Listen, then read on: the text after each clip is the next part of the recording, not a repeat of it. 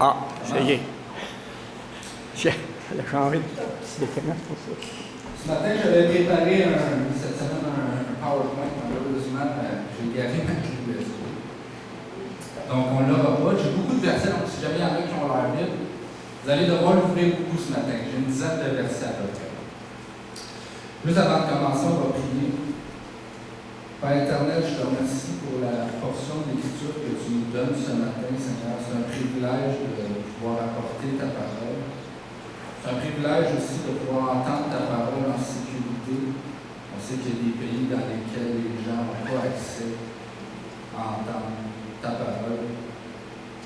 Et je te demande de préparer les cœurs ce matin, qu'on soit des terres réceptives à cette semence que tu nous donnes, qu'on puisse porter du fruit à 30, 60 et 100.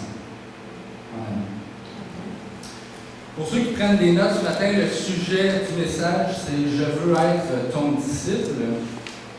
Et le titre, c'est « Fidélité et persévérance ». On ne parlera pas de ce que c'est qu'un disciple en tant que tel. On n'ira pas voir tous les points. On va voir une caractéristique d'un disciple qui est la persévérance et la fidélité. Et on va se concentrer aujourd'hui sur trois sujets. Premièrement, on va voir la fidélité d'un disciple face à la parole de Dieu, face à la vérité, face à la sainte doctrine. Ensuite, on va voir la persévérance d'un disciple et sa fidélité à son assemblée locale, son pasteur, les anciens. Et pour terminer, la fidélité d'un disciple quand il s'engage dans un projet dans son église locale. Donc, pour ceux qui veulent prendre leur Bible, le premier verset qu'on va voir, c'est Proverbe chapitre 20 et le verset 6, qui nous dit ceci. Beaucoup de gens proclament leur bonté, mais un homme fidèle, qui le trouvera? Autrement dit, on pourrait dire, beaucoup de gens vont se péter les bretelles, qui ont des dons. Beaucoup de gens vont dire qu'ils sont bons dans quelque chose. Beaucoup de gens ont des aptitudes. Mais ce qui est important d'avoir dans une église locale, ce sont des gens qui sont fidèles, des gens déterminés, des gens qui vont être persévérants à servir dans leur église locale. Donc, imaginez que moi, je viens ce matin, que je dirais à Barbara, je suis excellent comme joueur de guitare. Et que là, Barbara me dit, OK, c'est bon, tu es excellent comme joueur de guitare, donc qu'est-ce qu'on va faire? On va faire des répétitions. Mais si après 2-3 répétitions, j'arrête de venir, ou j'arrive en retard, ça ne sera pas bon pour Barbara parce qu'elle n'aura pas quelqu'un qui est là souvent, qui est là, qui va pouvoir servir dans l'église locale. Donc, il vaut mieux peut-être quelquefois des gens qui ont moins d'expérience, qui ont moins d'aptitude, mais qui sont déterminés à servir le Seigneur régulièrement. Donc, la parole de Dieu nous dit que les apôtres ont reçu comme mission de former des disciples. Et l'Église locale, ce n'est pas un club social. On n'est pas ici pour venir se faire des amis. On n'est pas ici pour recevoir. On est ici pour donner à Dieu notre corps. Comme on lit dans Romains chapitre 12, verset 1, il dit « Donnez à Dieu votre corps comme un sacrifice vivant et agréable à Dieu. » Amen? On va aller voir un autre verset pour savoir c'est quoi un disciple. Un disciple, c'est d'abord quelqu'un qui renonce à lui-même. On va aller lire Luc chapitre 9, verset 62.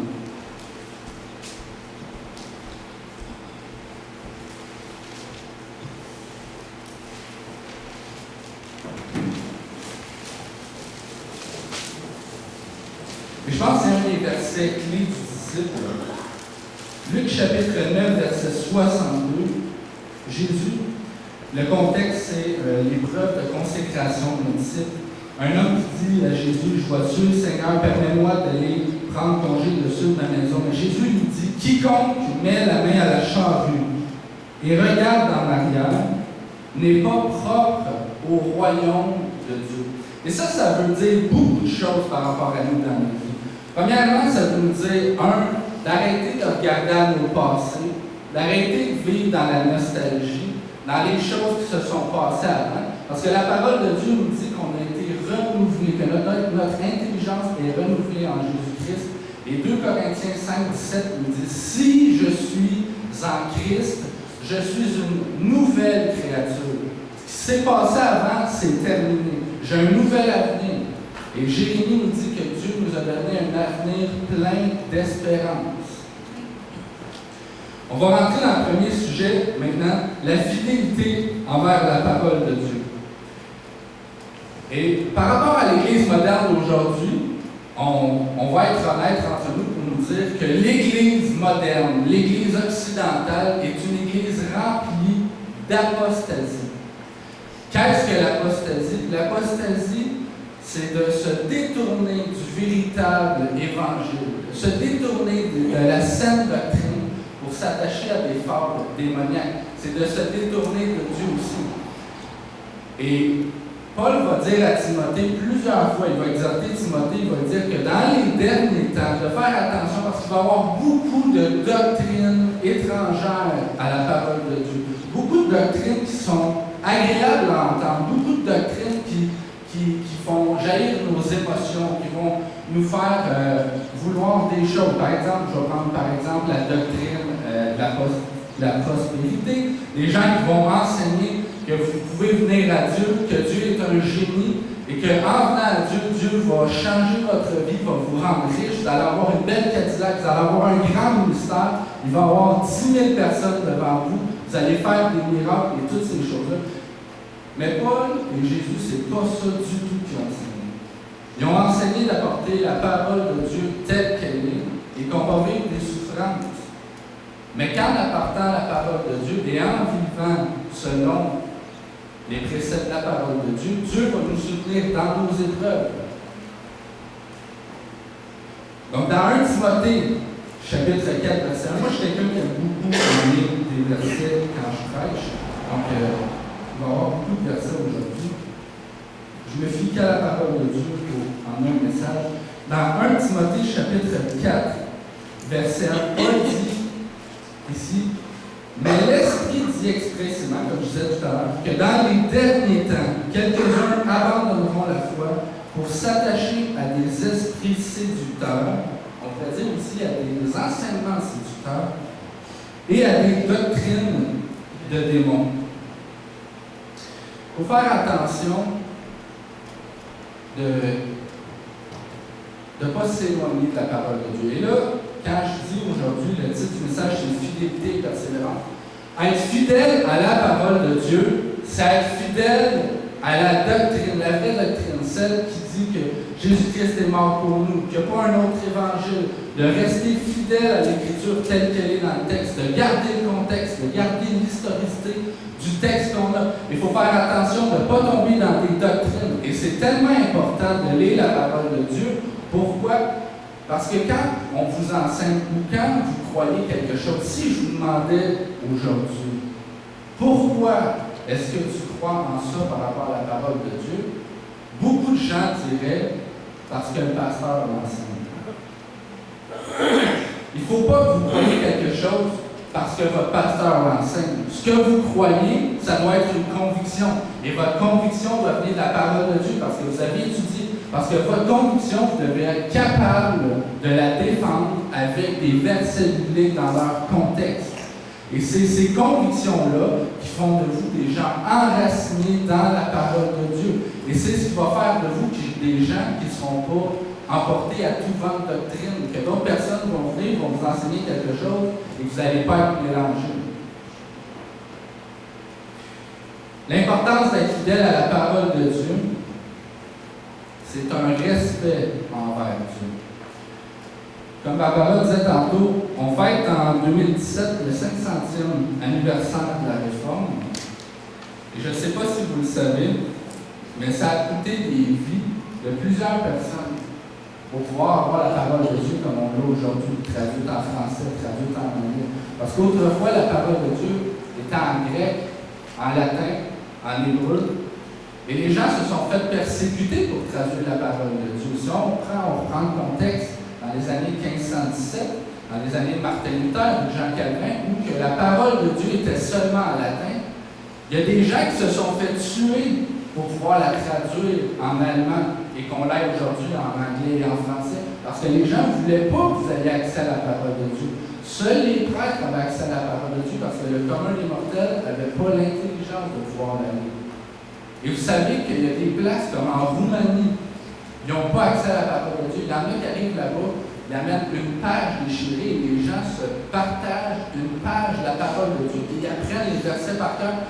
Et nous, on a la parole de Dieu complète et elle traîne sur le coin du bureau et elle ramasse la poussière.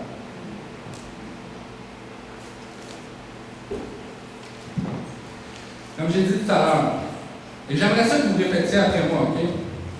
Si nous basons notre foi sur autre chose que l'Écriture, ce n'est pas biblique.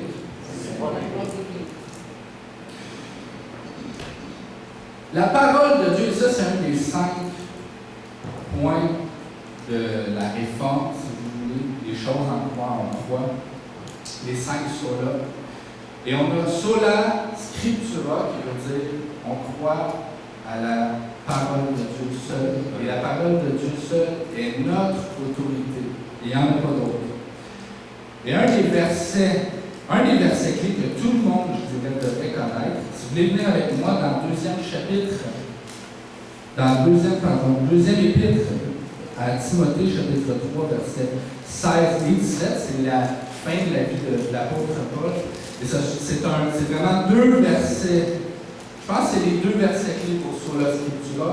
Et ça dit ici, toute écriture, où on pourrait lire toute l'écriture, toute la Bible, est inspirée de Dieu et utile pour enseigner, convaincre, corriger et instruire dans la justice, afin que l'homme de Dieu soit accompli et propre à toute bonne œuvre. Et le mot accompli ici, c'est le même mot qu'on lit dans Jacques chapitre 1, les versets 2 à 4, qui dit afin que l'homme soit parfait. C'est pas parfait sans défaut, mais accompli, arrivé à terme. Donc la parole de Dieu, c'est la seule autorité sur votre vie. Vous devez, quand vous lisez la parole de Dieu, vous devez dire ça, c'est la vérité. Tout ce qui est écrit dedans est vrai. Ce n'est pas un conte de fable, c'est historique, c'est prouvé. On a retrouvé dans les cavernes à Qumran, en 1948, des rouleaux qui avaient été cachés là, depuis l'époque des apôtres. Je vous raconte cette anecdote pour authentifier la parole de Dieu. Il y a des moines, des Juifs qui avaient caché le Nouveau Testament et tout l'Ancien Testament. Il y avait plein de rouleaux. Ils avaient caché ça dans une grotte, dans une partie d'Israël. Et en 1948, la même année où Israël est devenu un pays, il y a un Juif qui se promène avec sa chèvre, et là, sa chèvre s'enfuit. Et là, il arrive devant une grotte, il pense que sa chèvre est dedans, donc il prend une pierre, il lance la pierre dans la grotte, pensant qu'il va peut-être faire du bruit, que la chèvre va sortir, mais il entend un pot cassé. Là, l'homme est intrigué, il rentre là-dedans, il rentre dans les pots qui étaient fermés et scellés hermétiquement, et il retrouve des fragments des textes, des papyrus qu'il y avait avec la parole de Dieu. Et ils ont pris ça en 1948 et ont ouvert ces rouleaux-là qui étaient là depuis 2000 ans. Et ils se sont rendus compte que la parole de Dieu qu'on a aujourd'hui est exactement la même chose pour nous qu'il y a 2000 ans. Amen. Dieu a protégé sa parole en 2000 ans, elle n'a pas été changée. Amen? Donc, comme je disais, la parole de Dieu, c'est l'autorité sur notre vie. Et le manque de connaissance de la parole de Dieu fait de nous des gens vulnérables à toutes sortes de sectes, toutes sortes de doctrines. Et dans Osée chapitre 4, verset 6, Osée va dire ceci, il dit, c'est Dieu, par contre, qui parle à Osée, qui dit « Mon peuple est détruit parce qu'il lui manque la connaissance. » Mais il dit une autre chose après. Il dit « Il a rejeté la connaissance. » Donc, autrement dit, Dieu dit vous avez la parole de Dieu, mais mon peuple est détruit, mon peuple est mélangé, mon peuple ne vit pas dans les bénédictions parce qu'il ne prend pas le temps d'étudier la parole de Dieu, il la rejette. Il aime mieux passer son temps à écouter Love Story le samedi soir que de prendre sa parole et d'étudier.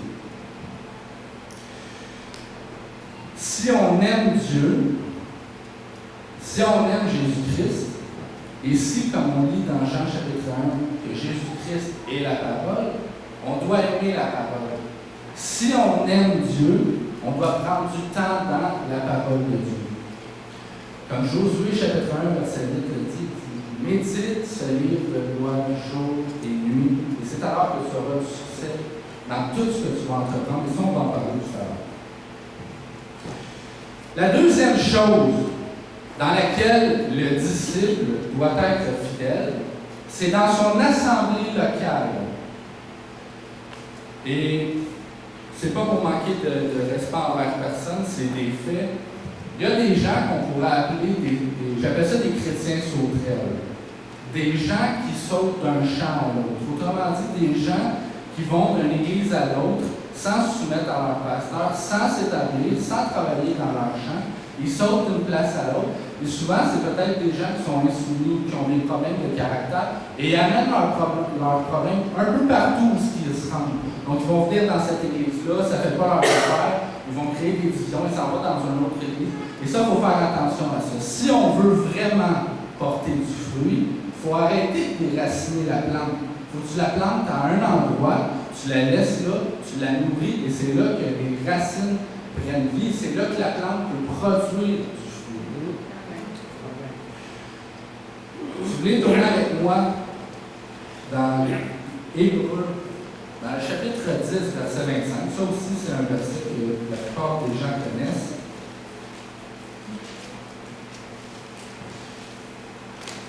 Dans Hébreux, chapitre 10, verset 25, on lit ceci.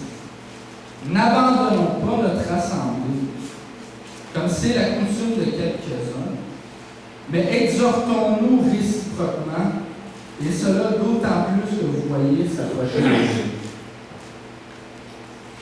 Je pense que c'est un verset qui en dit pas mal sur l'Église locale. Premièrement, ce que l'auteur des Hébreux nous dit, c'est que de rester dans notre Église locale, de nous impliquer dans notre Église locale. Mais j'aime la phrase où il dit ici, exhortons-nous réciproquement. Autrement dit, toutes les personnes qui sont ici font partie de l'Église universelle, mais font partie de l'Église locale. On est une assemblée locale. Et quand il dit ici, exhortons-nous réciproquement, si on voit qu'il y a des frères et sœurs qui sont dans le besoin, on en a parlé tout à l'heure pour Jacques Monroe, de prendre soin de ces gens-là, mais plus encore, il y a un besoin de fraternisation dans chaque église locale. Les gens doivent apprendre à se connaître. Les gens doivent apprendre à travailler ensemble. Les gens doivent apprendre à s'aimer. Les gens doivent apprendre à être unis les uns avec les autres. Et c'est ça qui fait la force de l'Église. On dit dans le monde que la chaîne, c'est le moyen le plus faible. Mais c'est la même chose un peu dans l'Église, où la personne qui a du besoin dans notre Église locale, c'est cette personne-là qu'on doit aider. Et Paul va même dire dans ses épîtres, il dit, ce sont les personnes qui sont aux yeux des gens les plus méprisés, qui ont le besoin de plus d'honneur. Parce que c'est facile quand on travaille dans l'Église locale, et ça je vais en parler un petit peu, le travail dans l'Église locale, l'implication. Quelqu'un qui prêche en avant, ou un pasteur, ou un ancien, c'est des personnes qui font partie du communauté. Ils ont quand même une certaine importance dans l'Église. Il faut continuer à prier pour eux, mais c'est des gens qui savent qu'ils sont importants dans l'Église. Mais ce qui est aussi important dans une Église locale, ce sont les ministères qu'on ne voit pas. Les gens qui nettoient la toilette, les gens qui font le ménage, les gens qui travaillent dans la cour la semaine, les gens qui font à manger. Toutes ces personnes-là, les gens qui s'occupent du multimédia, les gens qui s'occupent du son, toutes les personnes qu'on ne voit pas, toutes les personnes qui ne sont pas mises en avant, ces personnes-là sont importantes. Sans ces personnes-là, sans ces ouvriers-là dans l'Église locale, le pasteur ne peut pas faire son travail convenablement. Et Paul dit à l'Église, il dit, faites en sorte que votre pasteur puisse travailler facilement pour qu'il n'ait pas à gêner. Amen? OK, on va continuer. Et j'aime amener des phrases que je répète souvent dans mon message. C'est des phrases qui restent dans notre tête et ça permet de se rappeler le message. On aimerait ça voir notre Église grandir. Il y en a-t-il qui veulent voir notre Église grandir? Il y en a-t-il qui veulent voir plus de ministères dans notre Église? On a deux choix. On peut prier pour avoir des ouvriers qui vont venir ici s'impliquer dans l'Église locale. Mais on peut prier aussi pour que les ouvriers qui sont déjà ici s'impliquent au lieu de rester assis sur les chaises. chrétien qui ne s'implique pas dans son église locale meurt spirituellement. Parce que ta vie chrétienne, c'est un peu comme un muscle. Si tu ne l'entraînes pas, ton muscle s'atrophie, ton muscle devient inutile pour toi. Donc, chaque personne ici présente, vous avez tous des dons, vous avez tous des aptitudes. Il n'y a aucune raison pour que aucune personne ici ne fasse rien dans son église locale. Donc, vous m'avez dit tout à l'heure que vous voulez voir du changement dans l'église. Eh bien, répétez ceci avec moi. Il faut de l'action pour voir ensuite une réaction.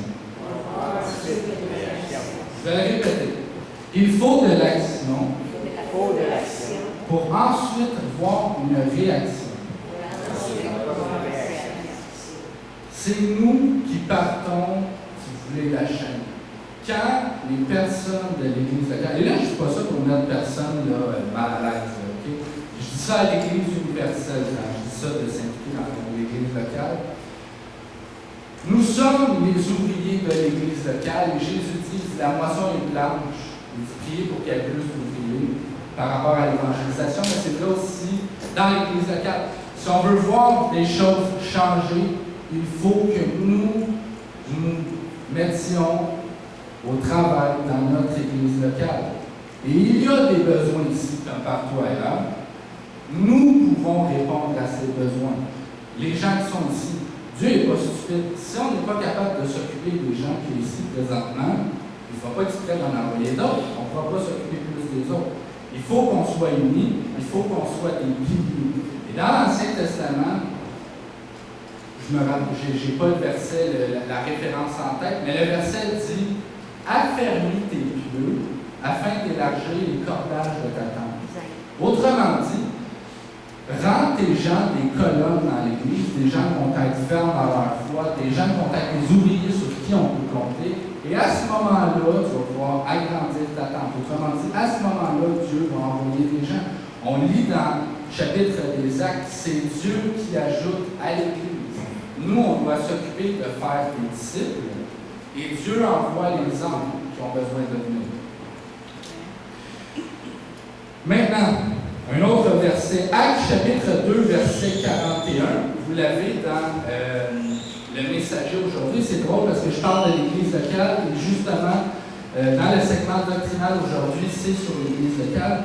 Et on a ce verset-là dans le messager, Actes chapitre 2, verset 41. On voit comment l'Église locale a commencé dans le temps des apôtres. Ils persévéraient dans l'enseignement des apôtres, autrement dit la sainte doctrine, dans la communion fraternelle, une fraternisation en chaque personne, dans la fraction du pain, la Sainte-Sainte, et dans les prières. À quoi ça sert de s'attacher à une Église locale? C'est de pouvoir mettre en pratique les dons ou le don que Dieu nous a donné. Il y a des gens à l'extérieur qui vont dire « J'ai pas besoin d'aller à l'église locale, mon pasteur, c'est Jésus. » C'est vrai que Dieu est notre pasteur, notre grand berger, mais Dieu a donné des bergers, des pasteurs, pour s'occuper de l'assemblée. On est un troupeau aussi. Michel Martel est notre pasteur, il est notre berger, il conduit le troupeau là où Dieu l'amène. Dieu donne une vision toujours au pasteur principal de l'Église et c'est là qu'il nous amène. Mais nous, en tant que brebis, en étant reconnaissants envers ce que Dieu fait pour nous et en étant reconnaissants envers ce que le pasteur fait pour nous, on peut participer dans l'Église locale. Et même, je dirais, on devrait participer dans l'Église locale. Je vais essayer d'aller un petit peu plus vite. Encore une fois, pour les dons, je vais vous les lire, ceux qui ont l'air bien, vous pouvez suivre. 1 Pierre, chapitre 4, verset 10. Il dit, comme de bons dispensateurs des diverses grâces de Dieu, que chacun de vous mette au service des autres le don qu'il a reçu. Un peu par rapport dans le temps des apôtres, quand les gens avaient des dons, comme le parler avant, le don des miracles, et Paul leur disait, les dons que vous avez reçus ne sont pas là pour vous, mais pour l'édification de l'Église. C'est la même chose pour nous. Les dons qu'on a aujourd'hui sont encore là pour l'édification du corps de Christ. Les dons ne sont pas là pour les garder pour nous. Jésus nous a dit, vous avez reçu gratuitement, donnez gratuitement. Donc, les dons sont faits pour servir dans l'Église. Dans une Église locale, je vais lire ici, il y a des gens, comme je disais tout à l'heure, qui travaillent dans l'ombre. Prenons par exemple les gens qui font le ménage, à manger, la vaisselle, qui s'occupent du son, le multimédia, les femmes qui sont en arrière à l'accueil, le trésorier, les secrétaires. Sans eux, le travail du pasteur est impossible. Ou sinon, vous allez faites un burn-out à votre pasteur parce que vous êtes obligé de tout s'occuper de ça nous-mêmes. Bon, je vais vous faire répéter après moi parce que ça résume un peu le point que j'ai dit. L'Église locale, c'est toute une équipe qui travaille ensemble. Il faut de l'action pour voir une réaction. Là, je vais lire 3 versets, donc je vais me dépêcher pour les lire. C'est dans Hébreux, chapitre 6, verset 10 à 12. Et ça, c'est ce que Dieu dit aux ouvriers dans l'Église. Il dit: car Dieu n'est pas injuste pour oublier votre travail et l'amour que vous avez montré pour son nom, ayant rendu et rendant encore des services aux saints. Nous désirons que chacun de vous garde le même zèle pour conserver jusqu'à la fin une pleine espérance, en sorte que vous ne vous relâchiez point et que vous imitiez ceux qui, par la foi et l'espérance, héritent des promesses. Je pense que ça résume bien ce que je viens de dire. Autrement dit, Dieu dit, si tu travailles dans l'Église, inquiète-toi pas, je vais m'occuper de toi. Occupe-toi des choses, je vais m'occuper des tiennes. Cherchez d'abord le royaume de Dieu et il vous donnera toutes ces choses. Je vais passer maintenant au 3e point. La fidélité dans nos projets. Et ça, c'est une chose qu'on voit dans l'Église, mais c'est une chose aussi qu'on voit dans le monde. Les entrepreneurs vont voir ça, on voit ça des employés, on voit ça des personnes dans l'Église. Une chose qui est un petit peu attristante quand on a un pasteur, comme Michel Martin Boisville, il y a beaucoup de gens qui vont vous arriver avec des projets, des visions, et là vont être tout emballés pour vous emmener ça.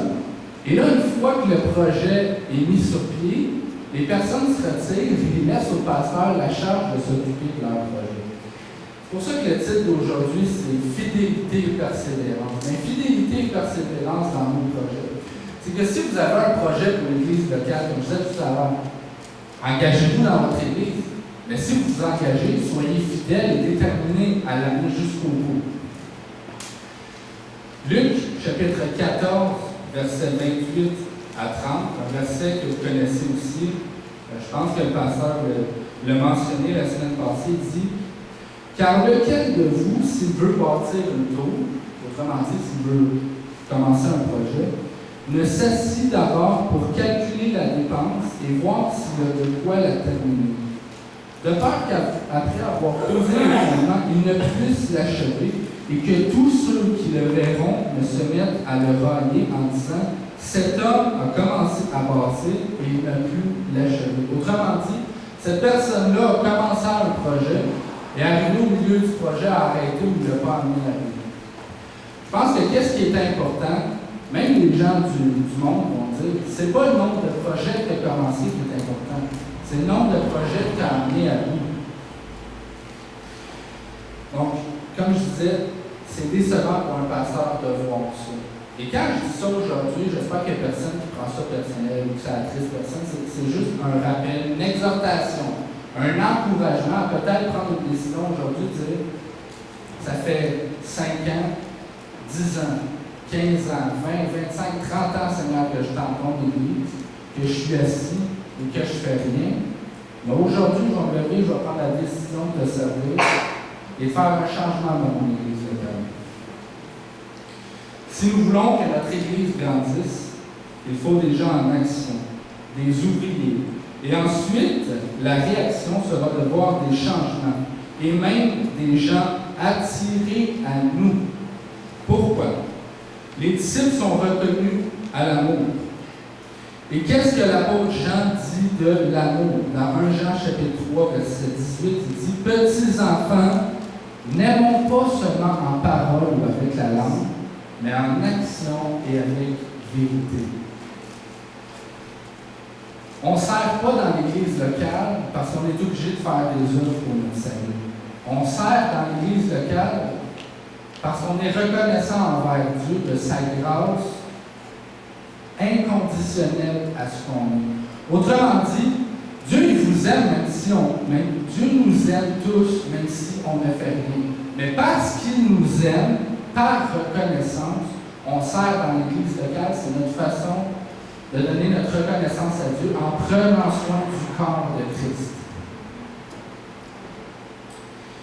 Aimer Dieu, c'est aimer son corps, et aimer son corps, c'est aimer l'Église locale. Je vais terminer bientôt, n'inquiétez-vous pas. Pour qu'il y en a qui sont un peu fatigués de la chaleur. La parole de Dieu, lue et mise en pratique, est une clé majeure dans nos projets qu'on entreprend.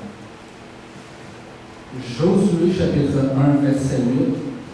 Ça, c'est un verset clé, encore une fois, tout le monde connaît ça. Il dit que ce livre de la loi, autrement dit, la parole de Dieu, notre livre, ne s'éloigne point de ta bouche. Médite-le jour et nuit. Donc, j'ai dit tout à l'heure que le titre était fidélité et persévérance. Il dit ici persévérance, médite-le jour et nuit pour agir fidèlement selon tout ce qui y est écrit. Ça, c'est la cause. Et la conséquence, si on fait ça, qu'est-ce qui arrive? Il dit car c'est alors que tu auras du succès dans tes entreprises, c'est alors que tu réussiras. On ne peut pas partir un projet sans premièrement prier et mettre ça devant le Seigneur. Et on ne peut pas continuer ce projet-là sans le laisser à Dieu et sans mettre Dieu au milieu de notre projet. Comme j'ai dit tout à l'heure, de faire attention par rapport aux doctrines étrangères. Ici, il dit, si on médite la parole de Dieu et si on la met en application dans notre vie, Dieu va faire que nos projets vont réussir. Mais je dis qu'il faut faire attention que je ne dis pas ça comme si Dieu était un génie, parce qu'il y a des enseignements qui amènent Dieu comme étant un génie. Apportez 3 000 $ en avant ici, et Dieu va vous revenir avec 15 000 $. Dieu n'est pas là pour vous offrir une Cadillac. Dieu n'est pas là pour vous offrir un chèque, une maison à 2 millions. Dieu est là pour prendre soin de tous vos besoins. Vous ne manquerez jamais de rien. Mais servez Dieu en retour à cause de ça. En faisant ces choses-là, Dieu nous permet le succès dans nos projets. Je vais vous faire encore répéter, j'espère que ça ne me dérange pas. La persévérance, combinée à la consécration, égale la bénédiction. La persévérance, combinée à la consécration, égale la bénédiction. En conclusion, si nous voulons voir notre assemblée grandir, si nous voulons voir du changement, si nous voulons voir la gloire de Dieu, là je ne parle pas d'un flou qui est essentiel, quand je dis la gloire de Dieu, je parle de voir Dieu agir à travers chacun de nous. Nous devons prier pour des ouvriers, mais plus encore, nous devons être ces ouvriers-là. Laissons-nous transformer pour être des ouvriers. Je vais résumer en 5 points tout le message qu'on a apporté. 1.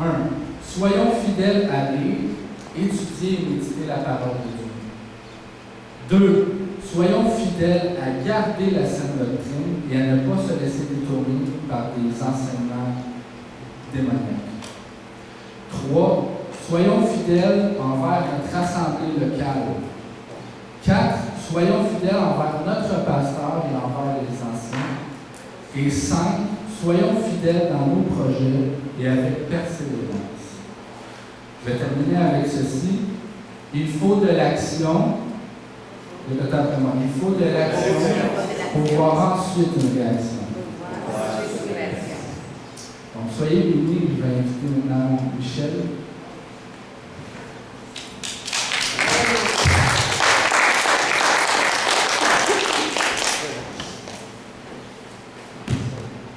Merci beaucoup, Jean-Sébastien, pour ce bon message. Et intéressant de voir que c'est le thème